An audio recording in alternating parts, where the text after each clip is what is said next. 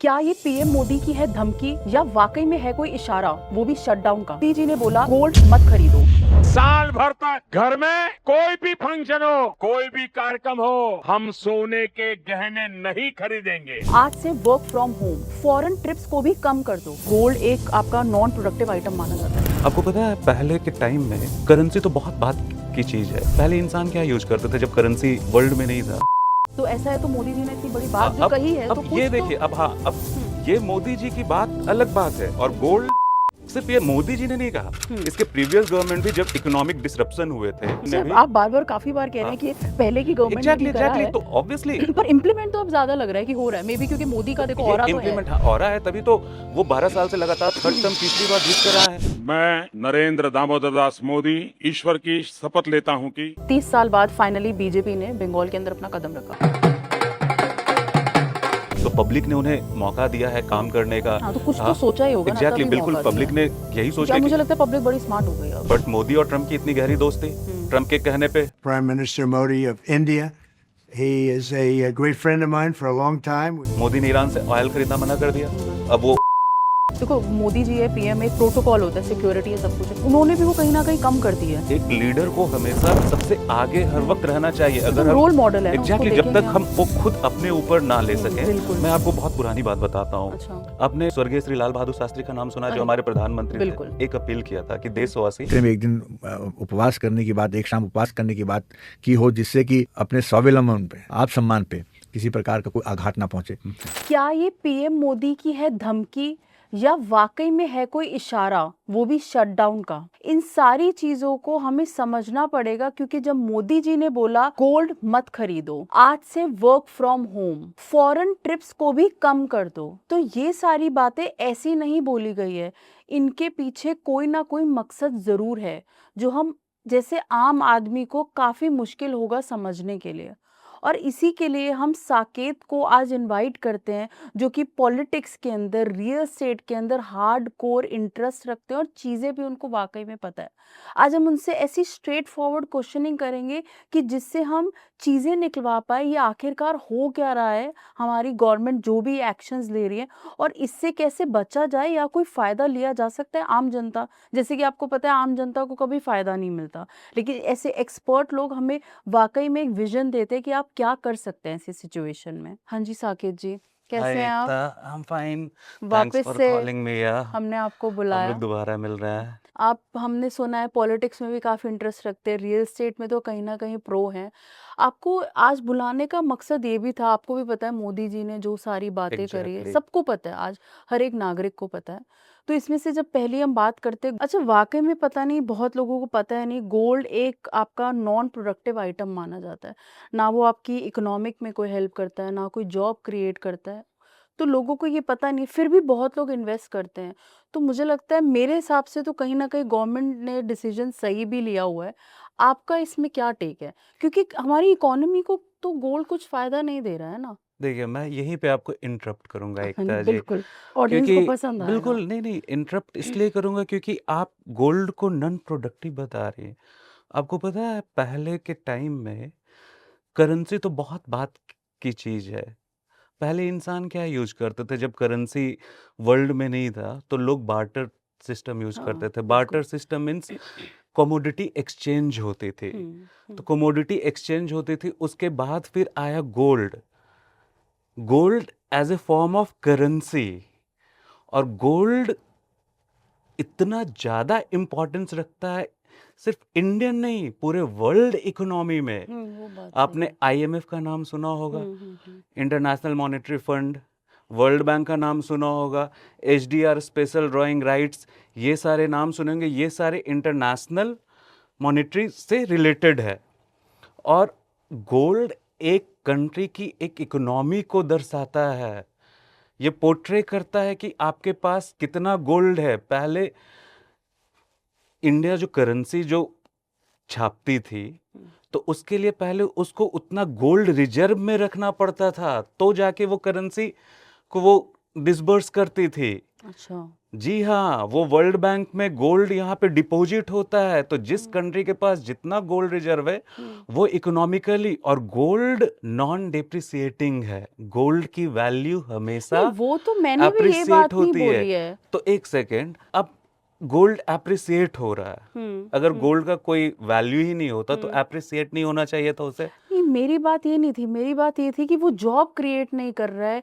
एक कोई क्या होता है, अब सपोज करो आपका कोई बिजनेस है, ओके, आपकी उसमें मशीन है, आपका ऑयल है, वो एक इम्पॉर्टेंट रोल इसलिए लगता है क्योंकि जब मशीन में ऑयल डलेगा तो आगे प्रोडक्शन होगी। So this is how the work is going. उस वे गोल्ड, में अच्छा अच्छा, गोल्ड। एक सेकेंड, आपने सेमीकंडक्टर का नाम सुना है? बिल्कुल।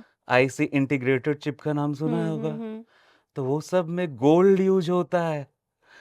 आपने करेंसी जो बन रही है, प्लेट, किसके बनते हैं? गोल्ड के प्लेट बनते हैं मैम।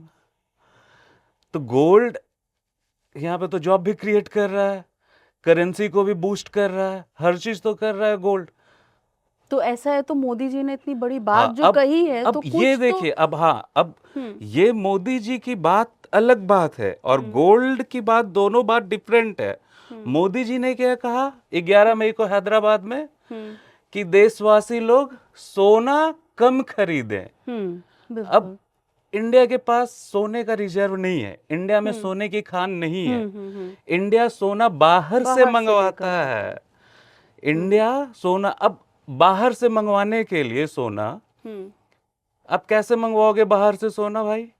आपके पास चाहिए फॉरेक्स, और फॉरेक्स आपके पास किस चीज में चाहिए?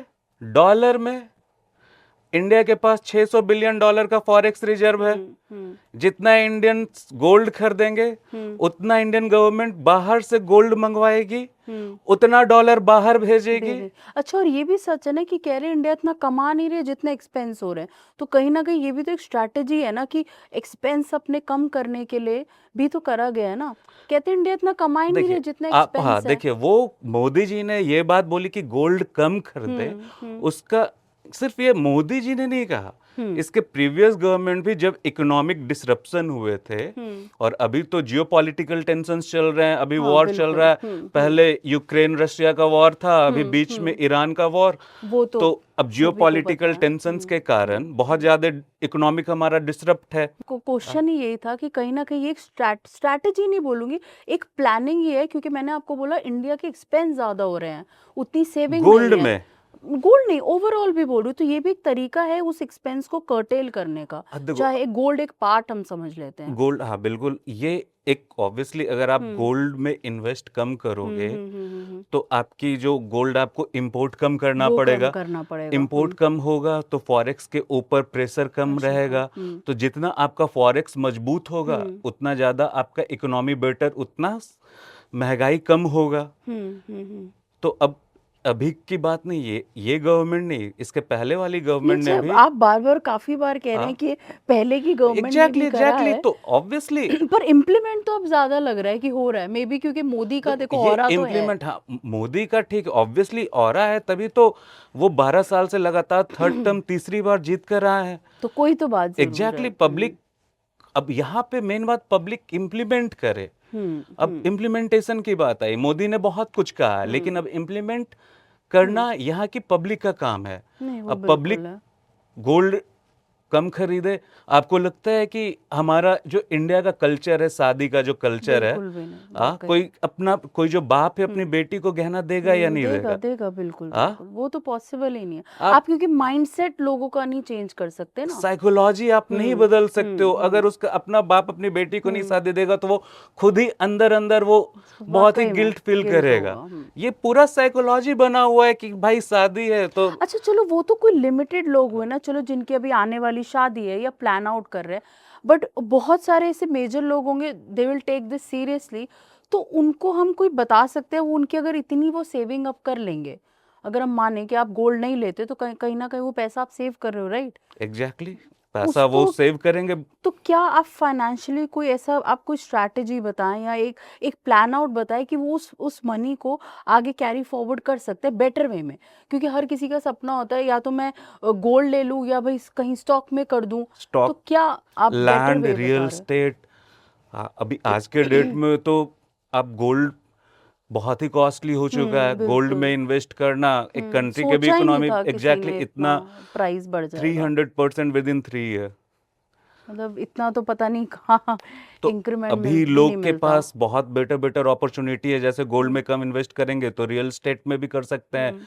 गुड़गांव, नोएडा, यहाँ बहुत सारे कॉरिडोर नए नए जो सेक्टर बन रहे हैं गुड़गांव में, वो बहुत ही हाईली अप्रिसिएटिंग है। वो बहुत ही आपको बहुत अच्छा रिटर्न देंगे। आपका अभी जो जेवर का बना वो भी 2-3 साल में आपको 40-50% से ज्यादा रिटर्न अच्छा, दे देगा। लास्ट पॉडकास्ट में तो हम लोग एग्जैक्टली पूरी इस पे बात भी बिल्कुल करी थी। बिल्कुल बिल्कुल। पूरा हमारा जो पॉडकास्ट था इसी पे ही था। जेवर एयरपोर्ट आ रहा है तो इसके आसपास क्या पोटेंशियल है, तो अगर आपने मिस आउट किया तो प्लीज जाके जरूर देखिए हमारे चैनल पे। हाँ, तो प्लीज बिल्कुल। आप कैरी ऑन करें। हाँ, गोल्ड ऑब्वियसली अगर हम लोग अगर एज अ सिटीजन मैं अपने प्रधानमंत्री की बात मान करके मैं गोल्ड में इन्वेस्ट ना करूं तो मेरा जो नेक्स्ट स्टेप होगा वो मैं रियल एस्टेट की तरफ जाऊंगा, क्योंकि रियल एस्टेट बहुत ही फास्ट एप्रिसिएटिंग है।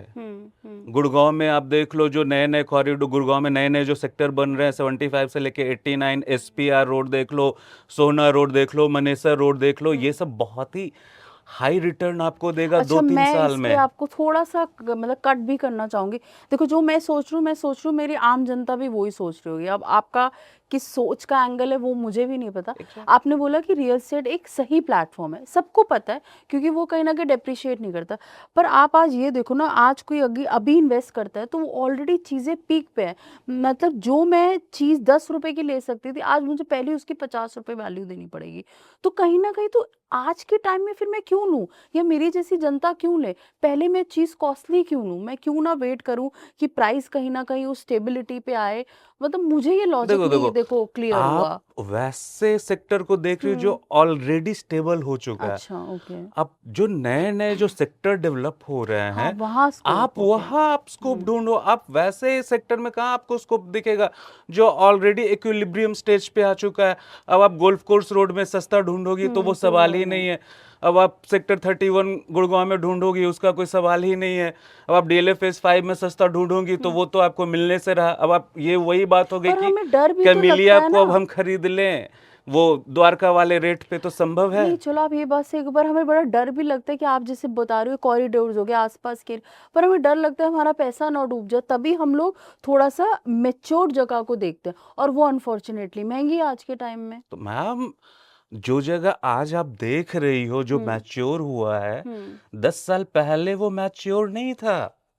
नहीं बिल्कुल वो वो बात 10 है, साल लॉजिकल पहले बात है। नॉर्मल था। 10 साल पहले जो उसका रेट था जो आज 30,000 स्क्वायर फीट 25,000 स्क्वायर फीट लोग बात कर रहे हैं, पहले वो भी 4,000 5,000 6,000 स्क्वायर फीट था। तो जो आज आप जो डेवलपिंग कॉरिडोर डेवलपिंग सेक्टर में आप इन्वेस्ट करोगी तो 10 साल बाद आप इन्वेस्टमेंट तो 1 साल के लिए तो करते नहीं हो। नहीं बिल्कुल इन्वेस्टमेंट तो आपका तो 5 साल 6 lifelong साल ही है 7 साल kind of। 10 साल के पॉइंट ऑफ व्यू से इन्वेस्ट हर कोई करता है। तो आप उसी हिसाब से इन्वेस्ट करो। आपके पास बहुत अच्छा अपॉर्चुनिटी है, जेवर एयरपोर्ट आ गया, उसके आसपास के एरियाज बहुत ही हाईली अप्रिसिएटिंग है। गुड़गांव का भी आपको बताया, मनेसर, SPR रोड, सोहना रोड, ये सब बहुत स्कोप वाले हैं। फिर अभी मैं कुछ दिन पहले न्यूज़ देख रहा था, नांगलोई से नजफगढ़ अब मेट्रो कनेक्टिविटी डाल रहे हैं। हाँ, वो कुछ भी दिन 2 दिन additional है। 3 दिन पहले ये देख रहा था। तो अब उस एरिया में भी लोग बहुत ही फास्टली आएंगे और अभी आप उधर भी इन्वेस्ट कर सकते हो। अगर 4-5 साल का आपका प्लान है तो आपको बहुत अच्छा आउटपुट देगा। अर्बन एक्सटेंशन रोड जो आपका द्वारका गुड़गांव एक्सप्रेसवे से कनेक्टेड है, उधर जाके इन्वेस्ट करो, उधर भी आपको बहुत अच्छा रिटर्न देगा। अच्छा जैसे कि आप गुड़गांव दिल्ली, हम थोड़ा पॉश एरिया की बात करें तो यहाँ पे एप्रिसिएशन मुझे लगता है जो लग्जरी प्रॉपर्टी है ना वहाँ ज़्यादा देखने को मिला है। आम जनता के लिए तो फिर भी कुछ नहीं है, मुझे ऐसा लग रहा है। मैम मे बी मैं रॉन्ग हो सकती हूँ पर मेरा डेटा के अकॉर्डिंग मुझे लगा लग्जरी में थोड़ा ज़्यादा एप्रिसिएशन देखने को मिला है। आप भी बताएं अगर मैं सही हूँ या गलत हूँ। देखो मैम, हमेशा जो लग्जरी चीज रहती है वो बहुत कम लोगों तक रिचेबल हाँ होती है। वो बात है। ठीक, लग्जरी सेगमेंट एक हाई एंड वाले लोग ही compete करते हैं तो इसलिए वो ज़्यादा अप्रिसिएट होता है in compare to non luxury, क्योंकि लग्जरी के तरफ आपके मोस्टली NRIs ही आते हैं। अभी जैसे डॉलर का रेट 95 पहुंच गया, बिल्कुल तो अब NRI के पास एक मौका आ गया इन्वेस्टमेंट का। इन्वेस्टमेंट का। अब उनको इंडिया में अब उनको इन्वेस्ट करना, अपनी फैमिली के लिए एक बहुत ही अच्छे लोकेशन पे घर लेना हो, तो उनके लिए अभी भाई जो पहले 80-85 था अभी 95 आ गया, तो उनके लिए एक बेटर है कि हाँ वो घर खरीद सकते हैं। तो लग्जरी सेगमेंट इसलिए ज्यादा अप्रिसिएटिंग है क्योंकि वहां पे हाई नेटवर्थ इंडिविजुअल्स बाहर जो एनआरआईज रह रहे हैं, ये उनके पॉइंट ऑफ व्यू उनके से लिए रहता है। आप बोल रहे हो एक आम आदमी, हाँ, एक अब common आम man के आदमी लिए मुझे- एनआरआई तो नहीं ना है, हाँ बिल्कुल, हाँ आम आदमी एचएनआई तो नहीं ना, हाई नेटवर्थ इंडिविजुअल तो नहीं ना बिल्कुल है। नहीं है। तो सब सैलरी बेस्ड है, रो भी रहे हैं लोग, क्या एग्जैक्टली कर मैं और आप जैसे Scenario आम ऐसा हो आदमी, गया, हम लोग कैमिलियाज अफोर्ड नहीं कर नहीं, सकते। बिल्कुल भी नहीं। कैमिलियाज मैं भी नहीं, आपका पता नहीं, लेकिन मुझे अपने बारे में पता है कि मैं नहीं अफोर्ड कर सकता। मैं अपने लिए नॉर्मल ही देखूंगा। अच्छा, बहुत लोगों को खुशी हुई, बहुत लोगों को मायूसी भी हुई जब 30 साल बाद फाइनली बीजेपी ने बंगाल के अंदर अपना कदम रखा। अब देखो, अब पता नहीं कितनी तरक्की वहाँ हुई है नहीं हुई है, पर कहते हैं कोलकाता में बहुत सारे ऐसे अंडर परफॉर्म्ड एरियाज रहे हैं, तो ये कोशिश है बीजेपी गवर्नमेंट की कि उनको कहीं ना कहीं वो इस तरीके की प्लानिंग करे, इस तरीके का कुछ करे कि वो एरियाज भी बाहर उभर कर आए। तो क्या लगता है आपका रियल स्टेट स्ट्रांग होगा बीजेपी के आने से? एकता जी मैं एक बात बोलूंगा आपको, हर इंसान का किसी न किसी चीज को लेकर कोई पॉलिटिकली अटैच्ड होता है, सेंटिमेंट होता है।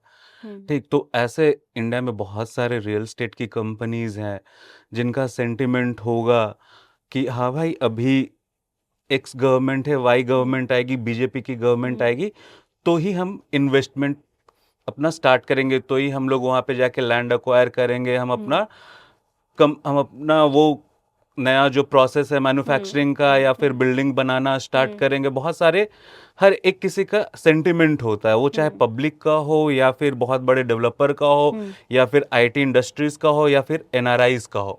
अब यहाँ पे आपने बहुत सही बात बोला कि बहुत साल बाद पहली बार बीजेपी वहां जीत कर आई, तो पब्लिक ने उन्हें मौका दिया है काम करने का। हाँ, तो कुछ तो सोचा ही होगा ना, एग्जैक्टली, तभी बिल्कुल मौका दिया पब्लिक है। ने यही सोच क्योंकि अब के मुझे लगता है पब्लिक बड़ी स्मार्ट हो गई अब, बिल्कुल वैसे है ऑब्वियसली नहीं। भाई, ये जनता का, we live in a democratic country, यहाँ पे democracy is for the people, by the people, of the people, of the people, so right. People is the main character over here, so they have chosen their own government by democratical rights, so they must be planning, they must have thought well। अब उनके बारे में, अब जैसे कि बहुत सारे areas, obviously कोई भी गवर्नमेंट से अगर आप एक्सपेक्ट करो कि वो 100% हर सेक्टर में परफॉर्म करे, तो वो इम्पॉसिबल है। बहुत सारी गवर्नमेंट ने आया, उन्होंने अपना अपना कंट्रीब्यूशन दिया।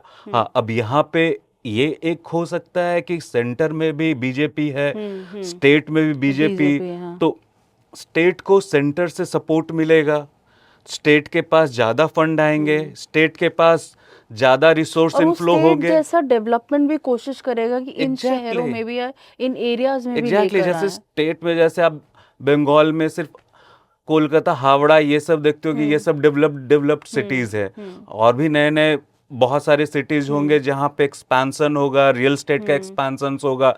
वैसे ही मैं एक देख रहा था कि न्यूज पे देख रहा था, रियल स्टेट का कंपैरेटिव एनालिसिस देख रहा था, तो देख रहा था कि बंगाल अभी रियल स्टेट ग्रोथ में in compare to Bangalore, Mumbai, Delhi, NCR से बहुत पीछे है। अच्छा, बाकी सब के, जैसे बैंगलोर के CAGR compounded annual growth rate जो होता है वो 9 है, मुंबई के 8.8 हैं, दिल्ली एनसीआर के 8.6, इस हिसाब से सबके हैं, बट बंगाल 4 to 6 में ही दम तोड़ता हुआ दिख रहा है। तो इससे ये भी हो सकता है कि अब सेंटर का वहाँ पे सपोर्ट, सेंटर का फंडिंग, काम स्पीड में हो, बहुत सारे आईटी सेक्टर्स डेवलप्ड होंगे, आपका साउथ 24 परगना हो गया, फिर जलपाईगुड़ी हो गया, और भी ऐसे ऐसे 2-3 शहर है जिनको IT hub, real estate infrastructure के पॉइंट ऑफ व्यू से मॉडल टाउनशिप बनाने की क्रिएट कोशिश करें, करेंगे। बिल्कुल।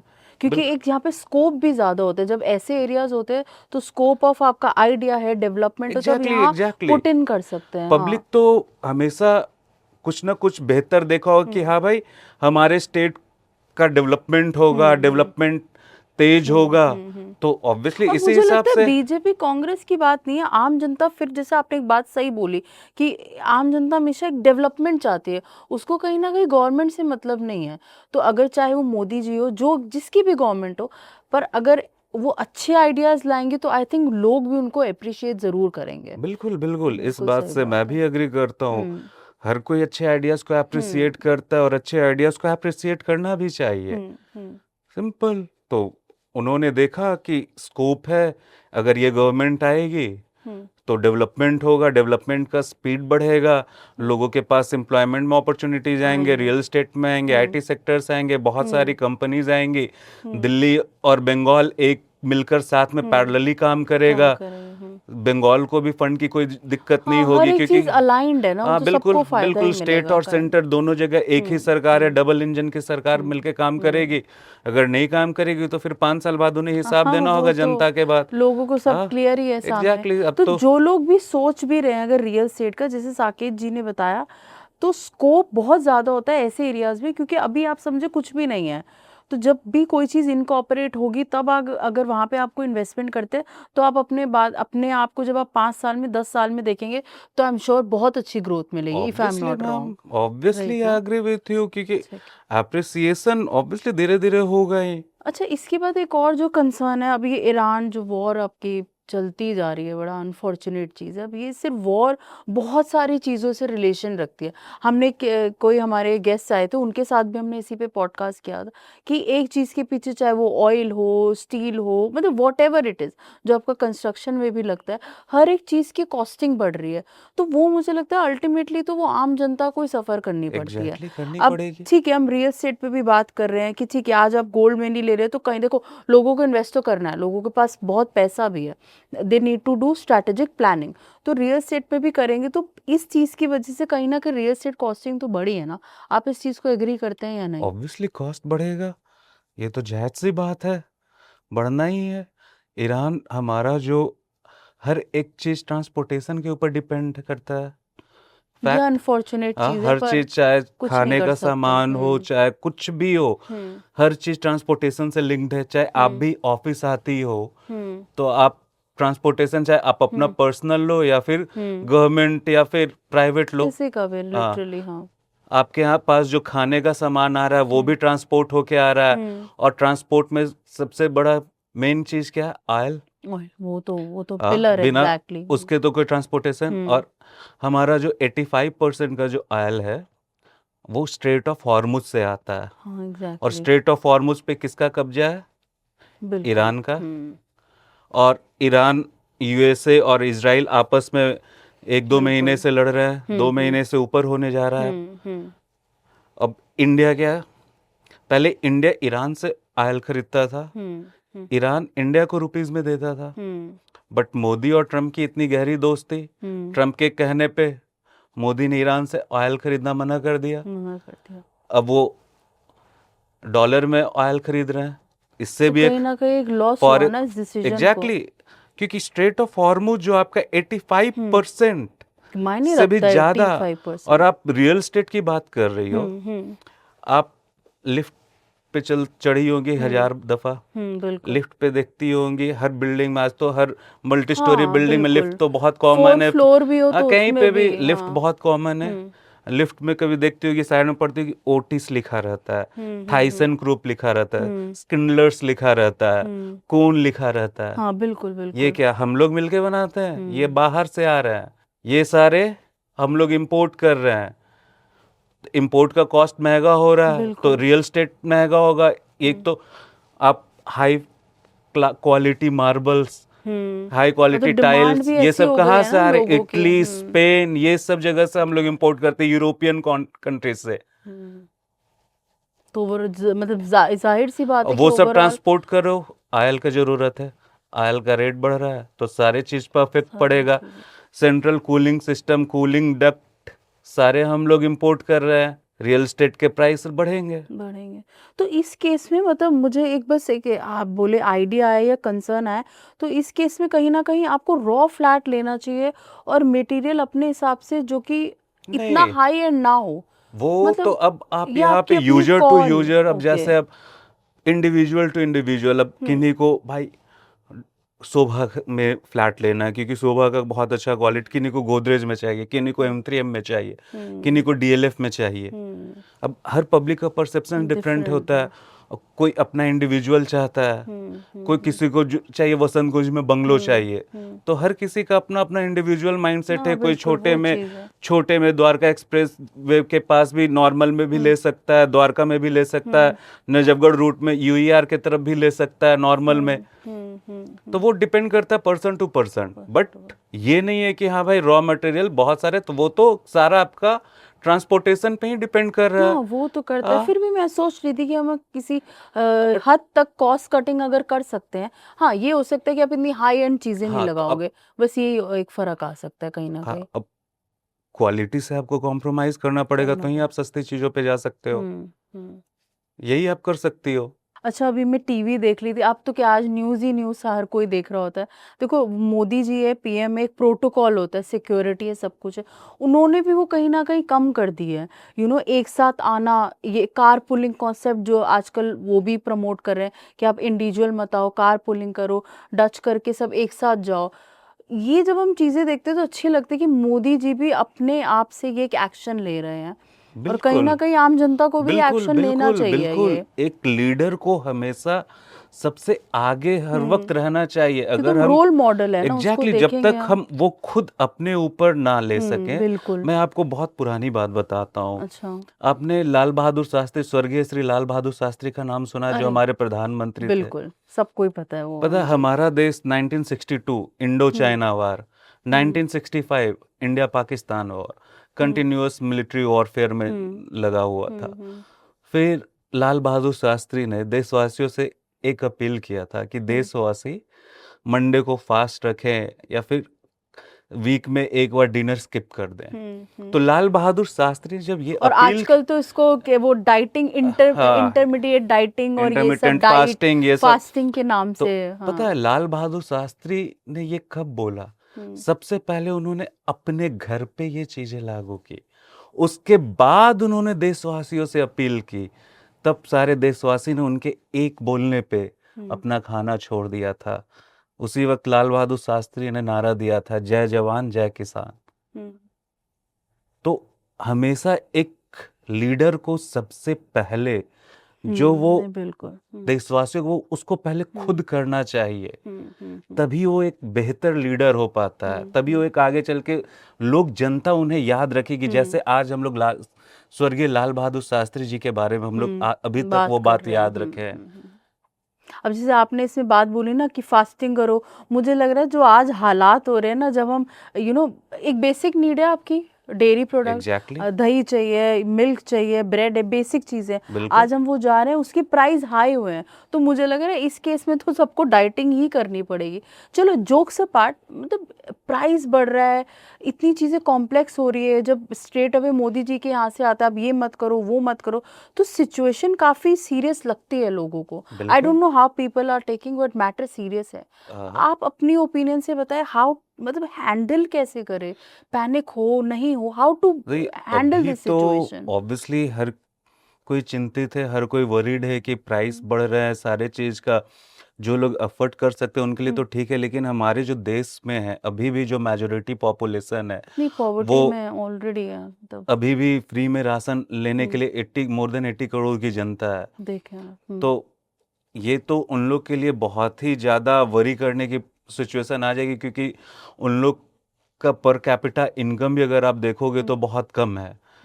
तो ऑब्वियसली ये चीज मैं अभी एग्जैक्टली नहीं बता सकता कि आगे चल के सिचुएशन बहुत वर्स होगा या फिर सिचुएशन नॉर्मल होगा, क्योंकि मैं इतना आगे का नहीं बोल पाऊंगा, अभी आपको नहीं एग्जैक्टली बता पाऊंगा। लेकिन हाँ, अभी ये है कि प्राइस हाइक होने से बहुत लोग डिससैटिस्फाइड हैं, बहुत ही लोग इस करंट सिनेरियो में खुश नहीं है इस डिसीजन से, क्योंकि एक चीज पे नहीं, ये डायरेक्ट बहुत सारे चीज पे ही प्राइस बढ़ रही है।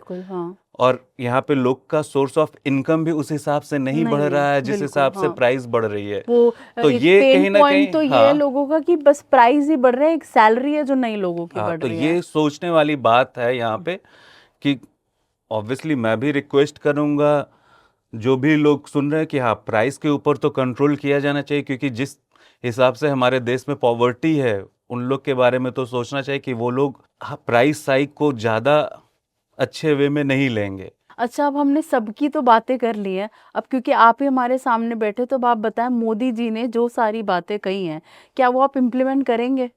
बिल्कुल, जब देश चलें, के ये ऊपर अच्छी की बात बात है। आएगी तो हुँ, इम्प्लीमेंट मैं क्या, मुझे करना ही पड़ेगा, देश की बात है। और ऑब्वियसली पब्लिक ट्रांसपोर्ट यूज़ करने में कोई बुराई नहीं है। नहीं, बिल्कुल। इससे तो पॉल्यूशन ही कम होगा, हुँ। फ्यूल आप ही बचेगा। बेहतर एनवायरनमेंट में एग्ज़ैक्टली, रहेंगे। बेहतर एनवायरनमेंट क्रिएट होगा, वर्क फ्रॉम होम, मुझे कोई प्रॉब्लम नहीं है आइदर और अनटिल मेरे ये कंपनी को कोई बिल्कुल सही प्रॉब्लम बात ना हो। बोले। ये सही वर्क फ्रॉम बोला होम में अंकल। मुझे कोई प्रॉब्लम नहीं हाँ। है। बस मैं तो ऑब्वियसली मेट्रो लेना ज़्यादा पसंद करूंगा इन कंपेयर टू हुँ। इतनी धूप में और गाड़ी टाइम से भी आना। बचता है, लेट्स बी एग्जैक्टली हाँ, प्रैक्टिकल। बिल्कुल। उसमें कोई वो बात नहीं है। मेट्रो तो मेरे लिए बहुत ही कंफर्टेबल है। ठीक है साकेत जी, आप आए, मतलब अगेन यही था, आपके साथ कॉन्वर्सेशन बड़ी फ्रेंडली रही, क्योंकि हमें भी देखो कोई स्क्रिप्टेड चीज़ नहीं करनी थी, जो जेन्युइन चीज़ है सामने जो है बिल्कुल। वही हमने डिस्कस भी करा है। तो आई होप हमारी ऑडियंस को बिल्कुल अच्छा ही लगा होगा, आपने होप जो सारी आपके ऑडियंस पसंद करे आप इस। कमेंट करके प्लीज़ बताएं। बिल्कुल। इस पॉडकास्ट को करने का एक मकसद था कि जो हमारे अभी देश में सिनेरियो चल रहा है उससे हम पैनिक ना हो। देखो, जो हर चीज़ हमारे हाथ में नहीं हो सकती। साकेत जी ने भी बहुत सारी ऐसी चीज़ें बताई हैं, आपके जो हाथ में हो सकती है वो आप ज़रूर करें, पैनिक मत हो। ऐसा भी हो रहा है कि बहुत लोग सोच रहे हैं कि हम स्टॉक इकट्ठा कर लेते हैं हर एक चीज़ का। प्लीज़ आप ऐसे भी मत करिए, क्योंकि आप इतना स्टॉक इकट्ठा कर लेंगे तो मे बी दूसरे लोगों को नहीं मिलेगा। ये एक वार्निंग समझे या कुछ भी समझे, एक वेल प्लानिंग के हिसाब से आप अपनी इन्वेस्टमेंट करें, लाइफ को आप जिस तरीके से लेकर जाते हैं वो प्लान आउट करें। पैनिक बिल्कुल भी मत होइए। Thank you so much for watching.